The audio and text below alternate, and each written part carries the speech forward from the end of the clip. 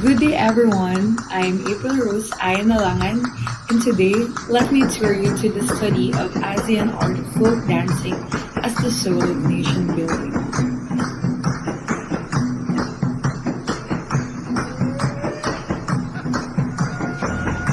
This study shall explore three things. First, let us define the traditional folk dancing and its role in the nation building. Second, let us identify the traditional folk dances in the selected ASEAN countries of Philippines, Thailand, and Myanmar.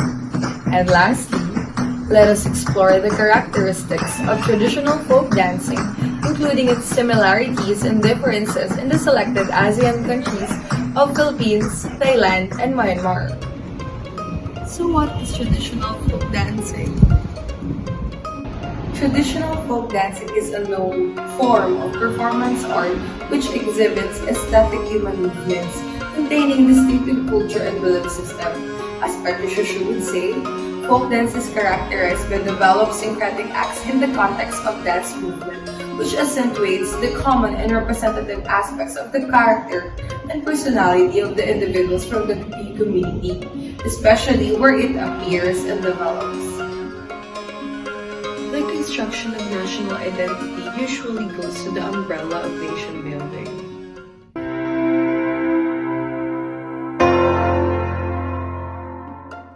Nation building is a term used by Robert Foster, referring to the self-conscious production and dissemination of national consciousness and sentiments with a felt sense of national identity. The study of Alicina and Reich accentuated the nation building as a process leading to the realization of countries where the citizens feel an adequate amount of commonality of interest, goals, and preferences so that they do not wish to separate from each other. As we already defined both traditional folk dancing and nation building, let us go on what is the role of folk dancing to nation building itself. The relationship between folk dancing and nation building has been built throughout the years. Being one of the indigenous cultural markers, Jong accentuated that folk dancing is also a powerful means of building a collective identity, as it extracted from regional identity which exhibits and validates the cultural identities of national, ethnic, or religious groups of people. So in general, dance is a powerful symbol which does not only allude to the changing world, but becomes an instrument of change, as said by Juris.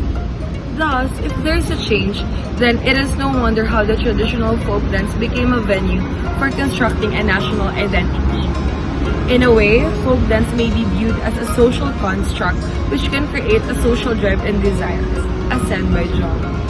Hence, one can see that traditional folk dancing as a performance art is a source of belief knowledge systems as well as cultural identities executed by the people of the community, which is seminal in building a nation.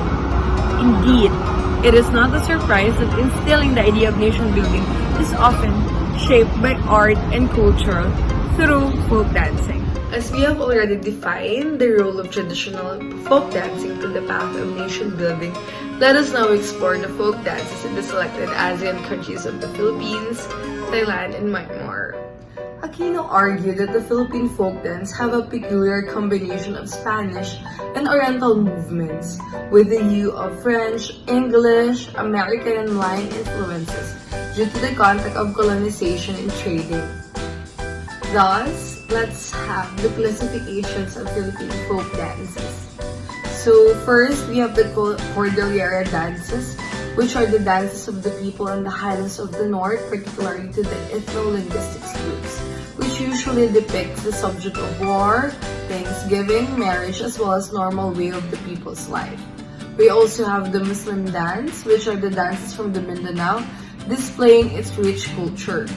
We also have the Luma dances, which are the dances performed by non-Christians and non-Muslims who believe that gods and goddesses are part of nature and trees, winds, waves, mountains, which centered on celebrations, ritual, birth, and even deaths.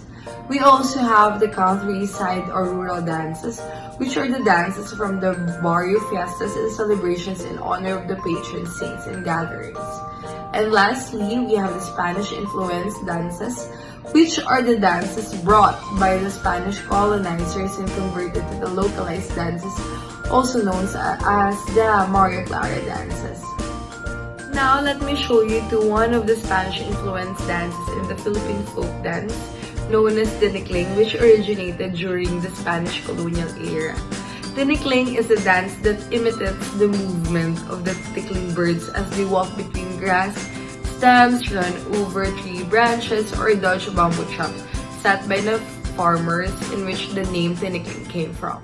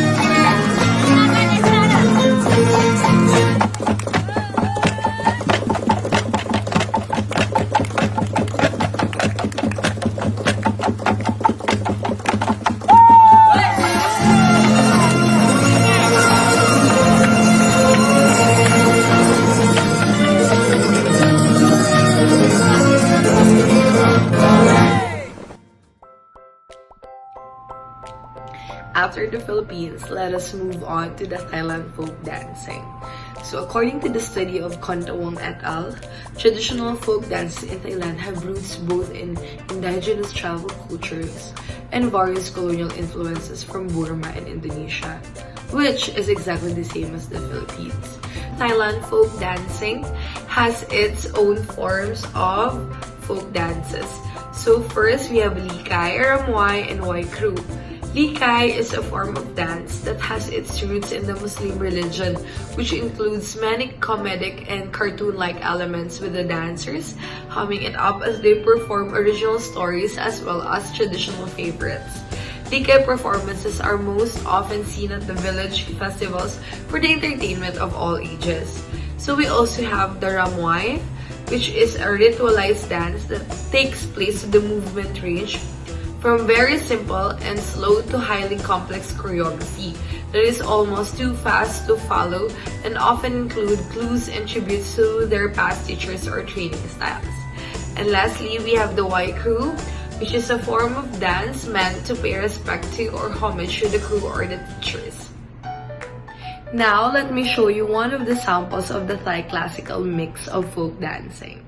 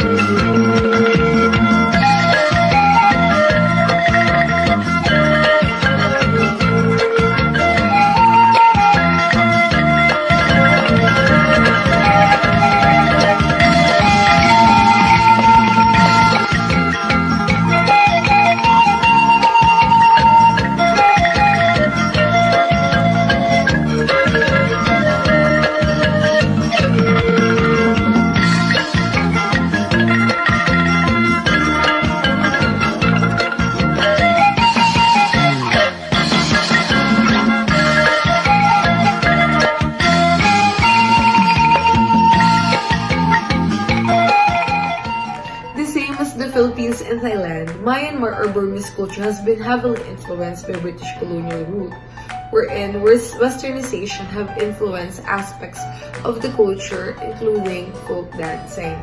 So in the study of the Asian society, the dance of the marionettes is one of the significant folk dances in Myanmar. To imitate the marionettes, dancers would adjust in sequence poses.